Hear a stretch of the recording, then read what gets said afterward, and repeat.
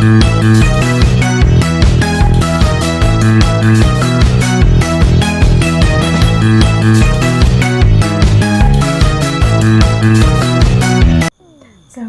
warahmatullahi wabarakatuh. Perkenalkan, nama saya Dia Sapitri dari Prodi Ekonomi Syariah dari Universitas Islam Bunga Bangsa Cirebon.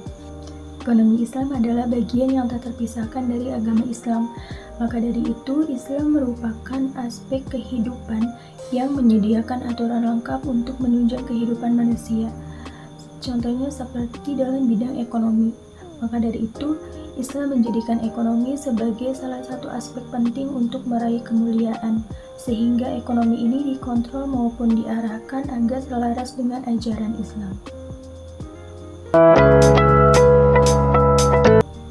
Masalah adalah segala bentuk kebaikan yang mencakup dunia akhirat, materi spiritual, serta kehidupan maupun kelompok. Maka masalah ini harus memenuhi 3 hal, seperti kepatuhan terhadap syariah, yaitu halal, bermanfaat, dan juga membawa kebaikan, yaitu thayyib dalam segala aspek tanpa menimbulkan kerugian. Konsep masalah produksi maupun konsumsi ini sangat penting dalam ekonomi Islam, karena prinsip ini mengedepankan tentang menjaga kebaikan dan juga menghindari kerugian. Dalam konsumsi, masalah ini menekankan untuk memenuhi kebutuhan manusia dari fisik maupun spiritual, serta konsumsi tidak menimbulkan masalah dan justru memberikan manfaat. Maka konsumsi yang diperoleh sesuai dengan syariat akan menguntungkan dunia maupun akhirat, serta memperhatikan logika dan keadilan.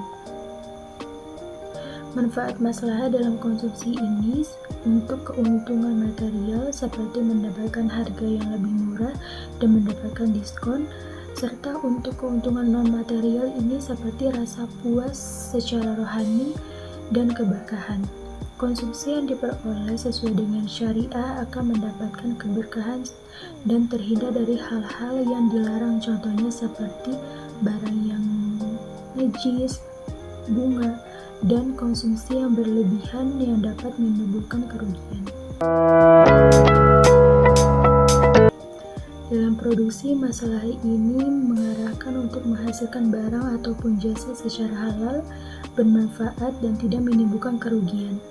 Maka dari itu, dalam produksi ini menghasilkan barang ataupun jasa harus sesuai dengan syariat, bermanfaat, dan baik secara menyeluruh untuk menjaga keberlangsungan dan keadilan sosial. Maka dalam produksi ini tidak hanya berorientasi pada materi saja, tetapi juga pada keberkahan maupun kesejahteraan masyarakat secara umum.